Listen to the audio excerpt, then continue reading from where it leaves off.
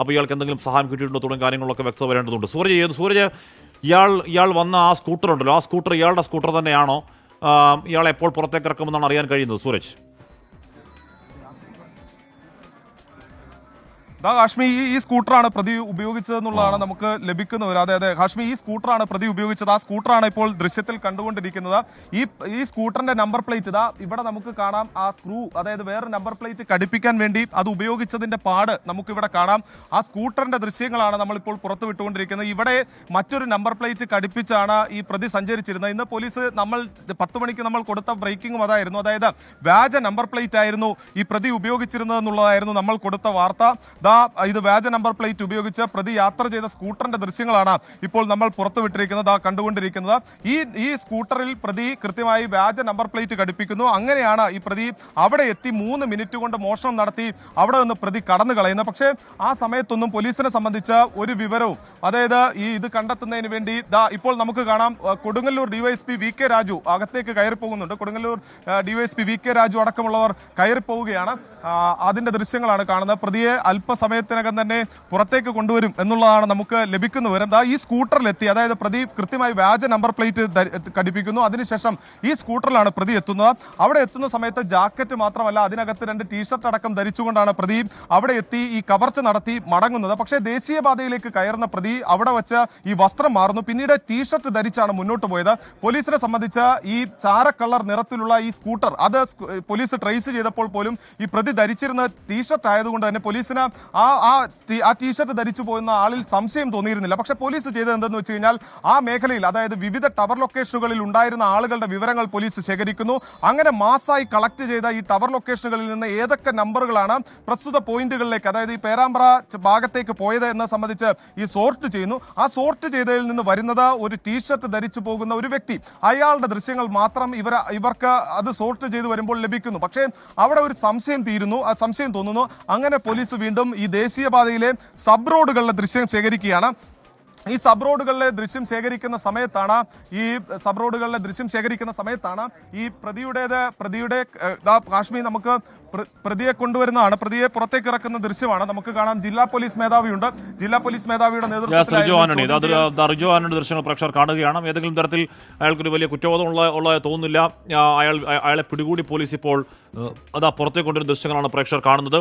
നാടിനെ ഞെട്ടിച്ച ഒരു കവർച്ചാ കേസാണെന്ന് തന്നെ പറയാം. നാട് ഞെട്ടാനുള്ള കാരണം അതിന്റെ വളരെ സുഗമമായി, വളരെ ഈസിയായി പൂവറിക്കുന്ന ലാഘവത്തോടെ അയാൾ നടത്തിയ മോഷണമാണ്. താന്വേഷണ ഉദ്യോഗസ്ഥർ സംസാരിക്കുന്നു. പോലീസിനെ സംബന്ധിച്ച് ഞങ്ങളുടെ ഒരു ടീം വർക്കാണ്. കേരള പോലീസിന്റെ ടീം വർക്കാണ്. ടീം വർക്കിന്റെ വിജയമാണ്. കേരള പോലീസിന്റെ ടീം വർക്കിന്റെ വിജയമാണ്.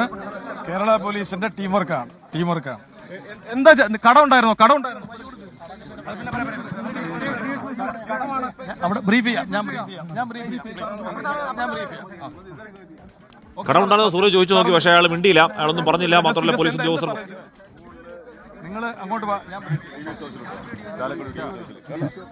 അതായത് ഹാഷ്മി ഡിവൈഎസ്പി ഓഫീസിലെത്തി കാണാം എന്നുള്ളതാണ് ജില്ലാ പോലീസ് മേധാവി പറയുന്നത്.